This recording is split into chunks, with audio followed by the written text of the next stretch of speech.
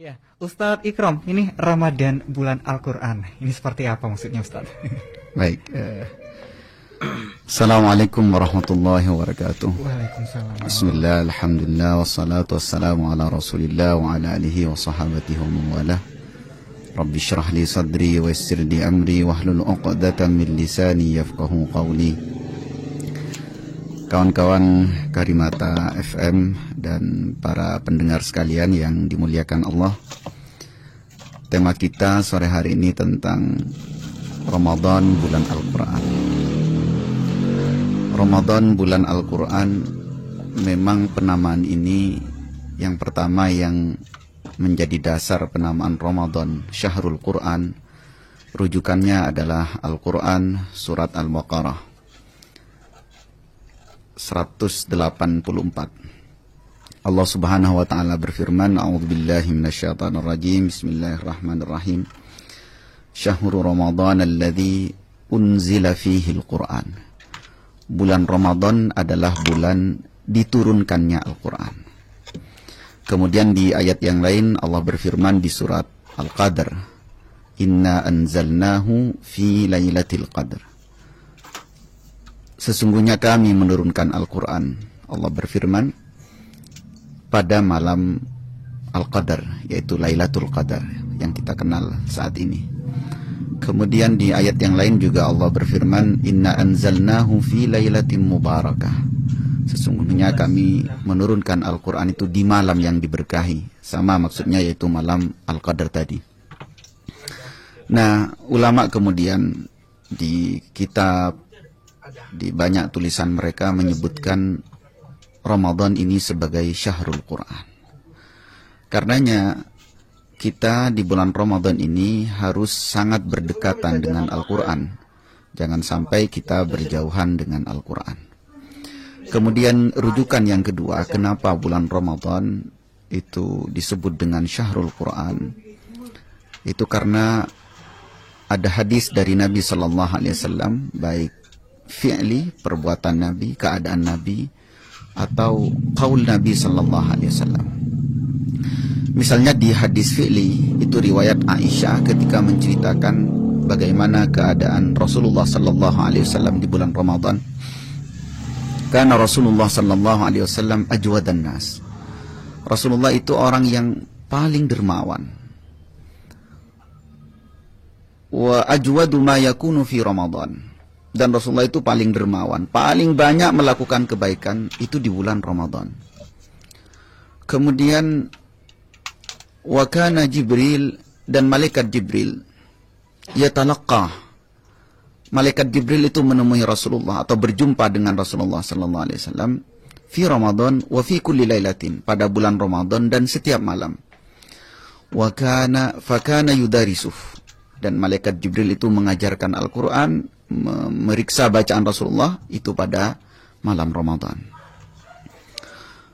Artinya secara sanad Rasulullah sendiri itu paling banyak berinteraksi dengan Al-Quran, berinteraksi baik melalui hafalan beliau disetorkan kepada malaikat Jibril memeriksa hafalannya itu pada bulan Ramadan dan pada malam harinya.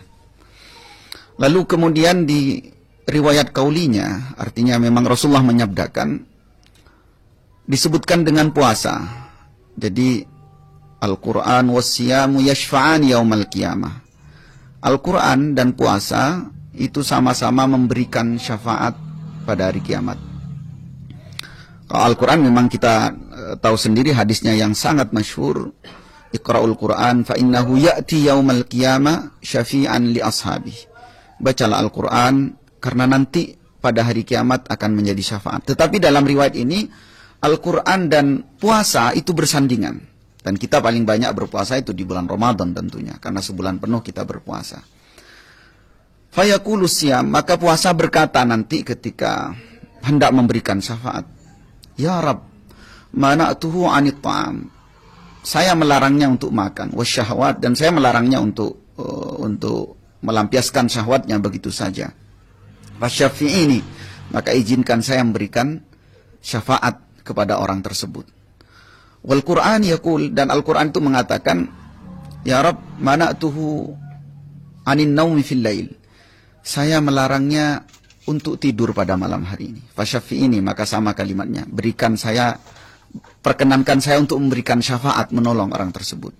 Maka keduanya ini menjadi sahabat di dunia dan akhirat. Sahabat khususnya pada bulan Ramadan, sehingga disebut dengan Syahrul Quran. Kemudian mungkin bisa dianggap sebagai rujukan ketiga atau penguat yang ketiga, kenapa bulan Ramadan itu disebut dengan bulan Al-Quran. Itu karena pada malam harinya Rasulullah menghidupkan Ramadan itu dengan bacaan Al-Quran. Salat beliau itu dipanjangkan bacaan Al-Qurannya di malam-malam bulan Ramadan. Itu khususnya ketika Hudzaifah menceritakan bagaimana sifat salat Rasulullah SAW di malam-malam bulan Ramadan. Beliau menyebutkan bahwa dalam satu rakaat beliau membaca 3 surat sekaligus. Surat Al-Baqarah, kemudian surat An-Nisa dan Ali Imran. Itu ketiga surat ini surat terpanjang di dalam Al-Quran, dan Rasulullah baca Al-Quran dalam satu rakaatnya seperti yang diriwayatkan oleh Hudzaifah. Nah, keadaan tersebut tidak hanya berhenti di masa Rasulullah SAW, juga berlanjut ke masa-masa setelahnya. Misalnya kita menemukan riwayat ketika Umar bin Khattab radhiyallahu taala menyuruh para sahabat untuk melaksanakan salat tarawih. Yang saat itu disebutkan di sebagian asar Umar sempat ditentang oleh sahabat yang lain. Tetapi kemudian Umar memberikan penjelasan dan argumentasi yang kuat sehingga disepakati oleh para sahabat. Lalu mereka melaksanakan salat tarawih, salat malam saat itu, dan dimajukan persis ba'da Isya. Dan Umar bin Khattab menunjuk Ubay bin Ka'ab dan At-Tamim Ad-Dari, dua sahabat senior yang hafalannya luar biasa, ditunjuk oleh Umar untuk menjadi imam membacakan Al-Quran. Disebutkan saat itu keduanya membacakan 200 ayat setiap rakaatnya. Jadi 200 ayat setiap rakaatnya. Kemudian kita juga bisa membaca di masa-masa setelahnya di generasi tabi'in. Ada seorang tabi'in itu terkenal saat itu. Dia membacakan, nama tabi'in ini bernama Al-Aswad bin Yazid. Al-Aswad bin Yazid ini yang bercerita anaknya. Kana Al-Aswad yakhtimul Quran fi Ramadan fi kulli lailatain. Jadi Al-Aswad ini menghatamkan Al-Quran pada setiap malam Ramadan, itu tiap 2 malam sekali. Ini bisa bayangkan. Jadi setiap 2 malam hatam Al-Quran. Kemudian di dalam riwayat yang lain ada seorang tabi'in juga, Qatadah. Qatadah ini salah satu murid dari Imam Malik, murid kesayangan Imam Malik. Ini diceritakan di dalam Syiar A'lam An-Nubala karangan Imam Az-Zahabi, disebutkan bahwa kana Qatadatu yakhtimul Quran. Qatadah ini menghatamkan Al-Quran fi sab'i, setiap 7 hari. Wa idza jaa Ramadan, kalau sudah datang bulan Ramadan, khatama fi kulli thalath. Beliau menghatamkan Al-Quran setiap 3 hari. Fa idza jaa al-ashr, ketika sudah masuk 10 hari terakhir, apa yang disebut dengan malam-malam Lailatul Qadar itu, khatama kulla lailah. Beliau menghatamkan Al-Quran setiap malam hatam. Kemudian yang paling puncak adalah Imam Asy-Syafi'i. Ini diceritakan oleh Ar-Rabi bin Sulaiman, murid kesayangan Imam Syafi'i. Rabi menceritakan, kana Syafi'i, Imam Syafi'i yakhtimul Qur'ana fi syahri Ramadan. Beliau menghatamkan Al-Quran di bulan Ramadan 60 khatmatan. Beliau menghatamkannya 60 kali. Kemudian ditambahkan di dalam penjelasan ini bahwa beliau menghatamkan Al-Quran itu di dalam salat. Jadi per satu hari beliau hatam 2 kali. Jadi 1 bulan beliau menghatamkan sebanyak 60 kali hatam. Ini adalah landasan-landasan kenapa kemudian para ulama bersepakat bahwa Ramadan adalah Syahrul Quran. Maka kita melihat bagaimana faktanya kita saat ini, bagaimana kita menghidupkan malam-malam kita, bagaimana kita kemudian berinteraksi dengan Al-Quran di bulan Ramadan. Kalau para sahabat, para tabi'in, para ulama kemudian sangat berdekatan dengan Al-Quran, Maka setidaknya kita harus menjadi orang-orang yang ya bagial khair akbil, orang-orang yang senantiasa mencari kebaikan, segera menghadap, karena ini memang bulannya, bulan Al-Quran. Maka jangan sampai kita menjadi orang-orang yang disebutkan oleh Rasulullah, faman hurima khairaha faqad hurim. Orang yang dilarang, dicegah untuk mendapatkan kebaikan pada bulan ini, maka dia termasuk orang-orang yang benar-benar dijauhkan. Kalau di bulan ini yang kemudian disebut dengan Syahrul Quran, kita tidak bisa dekat dengan Al-Quran. Lalu pertanyaannya, bagaimana dengan bulan-bulan yang lainnya? Jadi seperti itu. Baik. Allah a'lam bishawab. Baik, ke gatekeeper dulu Anissa. Nah, ada yang bertanya juga ini, kalau misalnya ini ketika puasa ya Ustadz, katanya sering kali berlomba-lomba ngaji, malah tidak berhenti nih ngajinya demi menghatamkan Al-Quran katanya Ustadz. Ini dari Pak Sibian ya, dari Palengaan Pamekasan. Juga ini ada yang menanyakan juga, mengenai Lailatul Qadar. Ciri-cirinya itu gimana Ustadz katanya? Soalnya ini harus dapat katanya malam Lailatul Qadar ini katanya. Masya Allah. Baik. Ada lagi Anissa? Oh sudah. Ya, sebelum dijawab Ustadz, kita ke beberapa informasi terlebih dahulu. Ya, selamat sore kawan-kawan yang masih menyimak drama ya, Dialog Ramadan Radio Karimata bersama Ustadz Ikram Salihadi LC-MPD. Ya, sudah ada yang bertanya tadi terkait dengan ciri-ciri malam Lailatul Qadar Ustadz. Baik, memang tidak ada kepastian seperti apa ciri yang disebutkan, tetapi ada beberapa sahabat yang menyebutkan misalnya pagi harinya itu cerah. Ada yang menyebutkan di malam harinya itu sempat hujan. Jadi ada yang menyebutkan hujan atau suasana itu seperti sangat sejuk sekali. Jadi seperti itu secara fisik. Tetapi yang jelas sifat dan keterangan itu tidak dijelaskan secara detail, itu agar orang benar-benar di 10 hari itu benar-benar mengejarnya di semua malam. Makanya dianjurkan pada 10 hari terakhir itu agar kita beriktikaf di masjid, menetap diri di masjid, sebagaimana Rasulullah sallallahu alaihi wasallam kana yataharral lailah. Beliau itu benar-benar mengejar malam-malam itu. Kullaha, seluruh malam itu dikejar oleh Rasulullah. Bahkan riwayat Aisyah menyebutkan ketika Rasulullah masuk di 10 hari terakhir itu syadda mi'zar. Syadda mi'zar itu mengencangkan ikat pinggangnya atau mengencangkan sarungnya. Ada yang mengatakan beliau memang menjauhi keluarganya. Kemudian wa ahya lailah, beliau menghidupkan malam-malamnya. Kemudian juga wa aiqadha ahla, Rasulullah membangunkan keluarganya. Kan waktu itu memang jarak Masjid Nabawi dengan kamar beliau itu tidak jauh, sehingga beliau bisa membangunkan. Artinya begini, secara tanda memang kita tidak memastikan. Cuma ada sebagian ulama yang berpendapat di malam 21, ada yang menguatkan termasuk Ibnu Rajab Al-Hambali itu mengatakan di malam 27 dan seterusnya. Yang jelas itu rahasia Allah, agar kita benar-benar mengejar malam itu karena keutamaannya sangat luar biasa. Bayangkan khairum min alfi syahr. Jadi satu malam kita dapat kebaikan bisa setara dengan 1000 bulan. 1000 bulan itu kalau diangkakan kira-kira 83,4 bulan. 83 tahun, 4 bulan. Jadi luar biasa yang kita dapatkan. Wallahu a'lam bishawab. Baik. Ada Mbak Analia Takia, ini di Malaysia ini. Boleh ditanyakan juga Mbak, di live di Leka 123 ya. Selain Mbak Analia, Anaila, ada Mas Bayu Gatra juga. Assalamualaikum, waalaikumsalam. Ini boleh juga di... Yang tadi kayaknya ada pertanyaan yang pertama yang berlomba. Pak Sibian Palengan. Itu seputar puasa sering kali dijadikan sebagai lomba.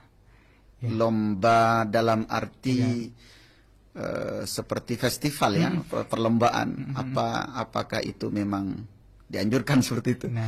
Wallahu a'lam bishawab. Yang jelas itu tergantung niatnya masing-masing. Dan barangkali itu bagian dari cara orang menghidupkan nuansa Al-Quran di bulan Ramadan sehingga isinya diisi dengan perlombaan. Ya tidak masalah selama dilakukan dengan cara-cara yang dibenarkan dan tidak mengganggu orang-orang yang ada di sekitarnya. Karena memang apalagi kita di Indonesia termasuk televisi itu banyak acara yang memperlombakan tahfidz Al-Quran, bacaan Al-Quran dan seterusnya. Dan itu tidak masalah selama itu tujuannya untuk kebaikan. Barangkali kalaupun mau disebut dengan perlombaan, itu yang terbaik adalah perlombaan untuk membaca Al-Quran dan tujuannya kebaikan. Karena memang perintah ayat itu wasari'u wasabiku. Jadi harus paling depan berlomba-lomba untuk mendapatkan kebaikan. Baik. Ya Allah a'lam bishawab. Iya, ini ada pertanyaan dari Mbak Maya di Telanakan. Bagaimana hukumnya bagi perempuan yang sedang datang bulan tetapi ingin mendapat pahala yang sama dengan mereka yang sedang tadarus atau sedang membaca Al-Quran, sedangkan perempuan yang membaca Al-Quran dalam keadaan tidak suci itu dilarang. Baik. Kemudian pertanyaan selanjutnya dari Pak Holivi di Karduluk. Sebagai orang awam tentu tahu bahwa Al-Quran diturunkan secara berangsur-angsur. Selama beberapa bulan bahkan tahun lalu ada ayat Al-Quran yang menyatakan bahwa Al-Quran itu diturunkan pada bulan Ramadan. Bagaimana maksud ayat yang dimaksud tersebut? Ya, sudah ada 2 pertanyaan yang masuk dari Mbak Maya dan Pak Holivi. Yang dari Mbak Maya, Ustadz, terkait dengan apabila sedang halangan dan ingin mendapatkan pahala seperti orang yang sedang tadarus atau membaca Al-Quran, seperti apa? Baik, bismillahirrahmanirrahim. Terkait dengan pertanyaan yang dari Telanakan tadi menanyakan tentang bagaimana agar pahalanya itu bisa sama dengan orang yang bisa membaca Al-Quran. Sebenarnya dalam persoalan fikih itu terkait dengan perempuan bolehnya menyentuh atau membaca Al-Quran, jumhur itu mengatakan memang tidak boleh. Disebutkan dari madhab Hanafi itu mutlak haram, kemudian Syafi'i mutlak haram, kemudian sebagian pendapat Hambali sedikit saja yang membolehkan. Nah, Maliki itu membolehkan dan Al-Zahiri juga membolehkan. Alasan pembolehannya itu memang yang pertama karena alasan mereka, perempuan ketika tidak berdekatan dengan Al-Quran di masa haid itu kan masa yang panjang, sehingga kemungkinannya tidak bisa mendapatkan banyak kebaikan. Alasan yang kedua karena hadis yang larangan la yamassul Quran al-haid, jangan sampai menyentuh Al-Quran orang yang haid, dan seterusnya, itu dianggap dhaif karena ada seorang rawi bernama Ismail bin Ayyas, itu dianggap lemah. Tetapi alasan dari madhab-madhab yang lain, jumhur ulama itu memang sangat kuat karena menganggap Al-Quran itu sebagai sesuatu yang harus dimuliakan, jadi tidak boleh disentuh kecuali orang yang suci, yang benar-benar suci segala macam. Nah, kemudian untuk kehati-hatian penanya bertanya, untuk kehati-hatian bertanya karena mengambil pendapat jumhur tidak menyentuh Al-Quran. Bagaimana agar pahala bisa sama? Di dalam Islam selalu diberikan solusi, yaitu ketika seseorang punya niat melakukan kebaikan, tapi dia terhalang oleh udzur, dia baca Al-Quran, sekarang terhalang udzurnya karena haid, terhalang karena nifas misalnya, atau karena yang lainnya, maka orang tersebut selama niatnya masih ada dan dia biasa sebelumnya melakukan, orang tersebut tetap mendapatkan pahala yang sama. Itu berdalil dengan sabda Nabi SAW, "Idza maridal abdu aw safara kutiba ma kana ya'malu muqiman sahihan." Jadi ketika seorang misalnya sakit atau dia dalam perjalanan, maka dia tetap mendapatkan pahala sebagaimana dia dalam keadaan sehat melakukan amalan itu atau dalam keadaan mukim di rumahnya. Jadi ini bisyarah dari Rasulullah SAW, perempuan-perempuan yang tidak bisa menyentuh Al-Quran, tidak bisa membaca Al-Quran, itu masih bisa mendapatkan pahala selama niatnya sama. Yang kedua, di dalam Islam ada banyak solusi. Ketika tidak bisa melakukan satu kebaikan, maka dialihkan ke kebaikan yang lain. Contohnya ketika ada sahabat-sahabat yang fakir miskin, tidak bisa bersedekah, datang ke Rasulullah. Ya Rasulullah, kami orang yang miskin tidak bisa bersedekah. Sedangkan orang yang kaya kan enak. Sedangkan yasumuna kama nasum, mereka puasa, kita juga puasa. Yusalluna kama nusalli, mereka salat, kami juga salat. Lalu gimana nanti biar bisa sama? Maka Rasulullah mengatakan, awalaysa fi kulli tasbihah sadaqah. Bukankah setiap satu tasbih itu adalah sedekah? Wa kullu tahmidah sadaqah. Wa kulli tahmidah sadaqah. Setiap tahmid ucapan alhamdulillah sedekah, dan seterusnya zikir yang lain. Maka perempuan bisa melakukan, perempuan-perempuan yang haid bisa mengalihkan ke amalan-amalan yang lain, misalnya memperbanyak zikir, karena baik jumhur ataupun yang membolehkan, jumhur yang melarang atau yang membolehkan itu untuk zikir-zikir itu sangat dianjurkan. Seperti ada azkar sabah, zikir-zikir yang dibaca di pagi hari, atau azkar masa yang dibaca di sore hari tetap boleh selama tidak terkait dengan bacaan-bacaan Al-Qur'an. Tetapi di sebagian mazhab Syafi'i itu kalau ada bacaan Al-Qur'an dan yang sifatnya pendek dan terpotong, dan itu ada di dalam zikir, maka tidak dipermasalahkan membacanya. Membaca dalam arti tanpa menyentuh mushaf Al-Quran. Dan sebagian dari mazhab Hanafi, yang tadi termasuk yang melarangnya, itu membolehkan apabila perempuan itu khawatir hafalannya hilang. Jadi dia khawatir, maka tidak apa-apa, dia tetap meroja'ah, melafatkannya tanpa harus menyentuh Al-Quran. Nah, kemudian yang terakhir, bagaimana agar pahalanya bisa sama? Tentunya membantu orang-orang yang membaca Al-Quran, baik misalnya memberikan Al-Qurannya, atau memfasilitasi orang agar gemar membaca Al-Quran. Itu merujuk kepada dalil bahwa setiap orang yang membantu kebaikan, terlibat dalam kebaikan, maka dia mendapatkan pahala yang sama dengan orang yang mengamalkannya. Wallahu a'lam bishawab. Baik, sebelum ke pertanyaan selanjutnya, ada Mbak Zala Komariah, ini dari Jakarta. Boleh disampaikan juga ini Mbak Zala ya pertanyaannya.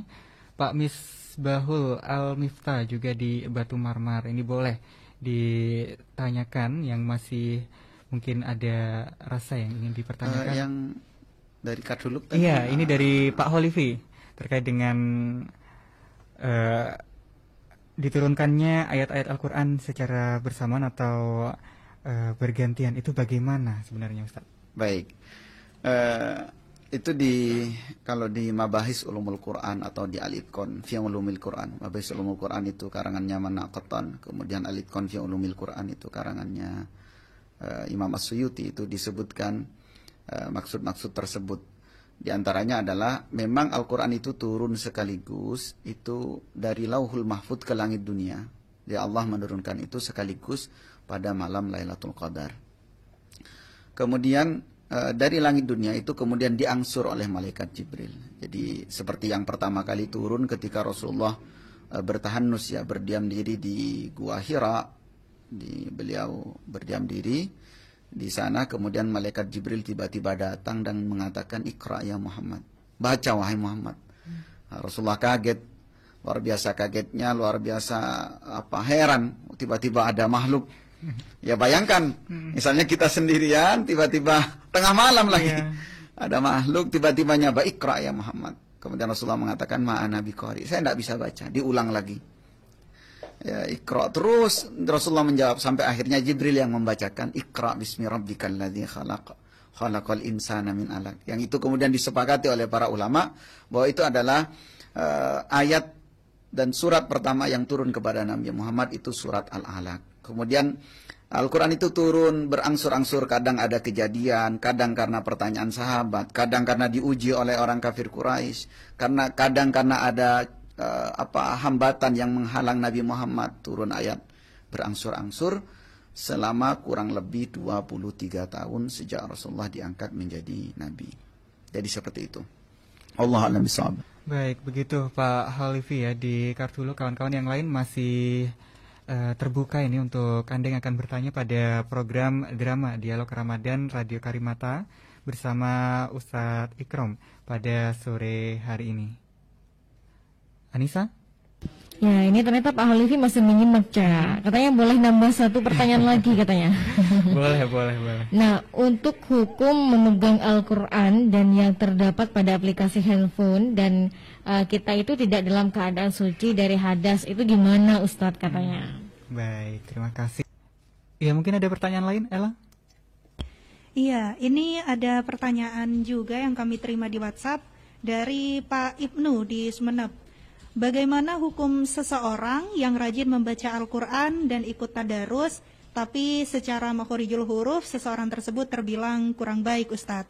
Apakah pahalanya berkurang atau malah dapat merusak makna dalam kalimat yang dibaca tersebut? Panca. Baik, terima kasih. Untuk yang sebelumnya Pak Holivi ya Ustadz ya, hukum memegang Al-Quran di handphone atau aplikasi.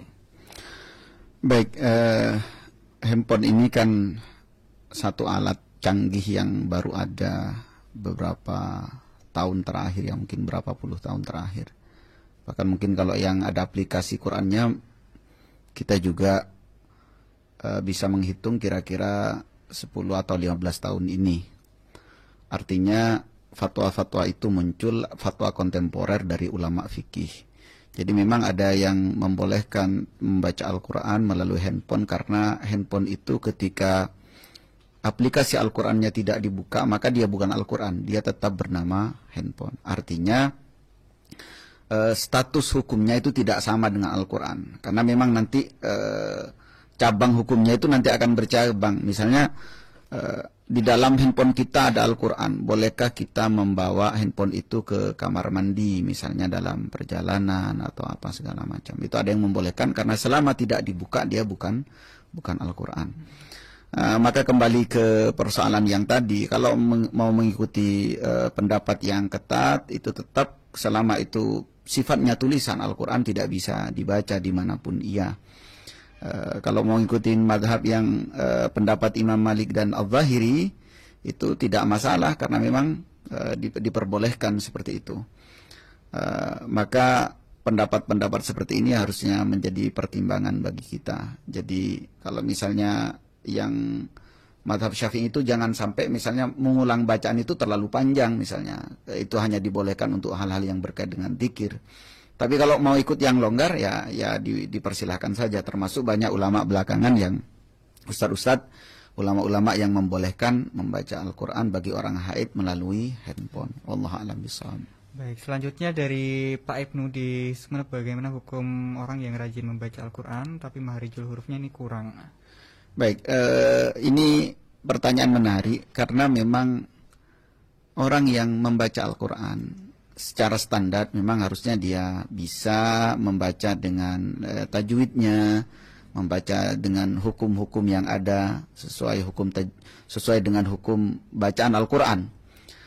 Akan tapi memang ada orang-orang yang semangat membaca Al-Quran tapi tidak bisa lancar. Ada bisyarah dari Rasulullah SAW, Al-mahiru bil Quran ma'as safaratil kiramil bararah. Orang-orang yang lancar membaca Al-Quran itu nanti akan bersama rombongan para malaikat di surga. Jadi orang yang lancar bacaannya, dia bagus sekali dalam membaca, banyak bacaannya tentunya. Karena ada yang mahir tapi tidak banyak. Itu kan repot juga. Nanti mereka akan dapat tempat spesial. Mereka akan berombongan bersama malaikat. Jadi bisa dibayangkan tuh seperti apa bahagianya. Malaikat yang tidak pernah berdosa, la ya'sunallah ma amarahum wa yaf'aluna ma yu'marun. Jadi malaikat adalah makhluk yang taat kepada Allah, luar biasa.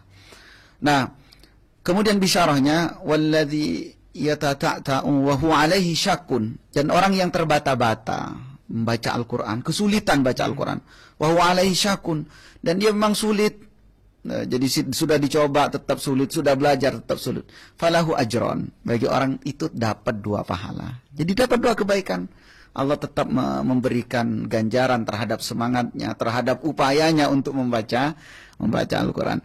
Karenanya memang saya menyarankan untuk yang belum lancar bacaan Al-Qurannya itu tidak perlu dikeraskan, apalagi sampai dibunyikan ke atas mic. Apalagi ada yang memaksakan diri, sudah jadi imam, bacaannya tidak benar, kemudian dimasukkan ke mic lagi. Itu kan malah jadi fitnah. Jadi fitnah dan sangat berbahaya. Kalau kesalahannya itu kesalahan yang ringan, yang khafif, misalnya dia hanya salah dalam mad misalnya kurang panjang sedikit, itu masih agak ditolerir. Ada kadang-kadang sampai salah harkat. Salah harkat kan merubah makna. Kemudian salah pelafatan huruf, jadi yang asalnya sin, kemudian sa itu jadi sa, segala macam. Itu bisa merubah makna dan jauh sekali maknanya. Karenanya Orang-orang yang bersemangat di dalam Al-Quran itu harus tahu keadaan, dan selama dia baca untuk dirinya dan dia sudah berupaya, itu ada bisyarah, dia akan mendapatkan 2 pahala. Bagi dia, bagi yang sudah mahir, ya tentu dia akan mendapatkan pahala sebagaimana yang disebutkan tadi. Kemudian yang terakhir terkait dengan pertanyaan ini, bahwa orang yang baca Al-Quran itu 1 huruf sama dengan 10 kebaikan. Artinya setiap huruf yang dibaca itu tetap ada kebaikan.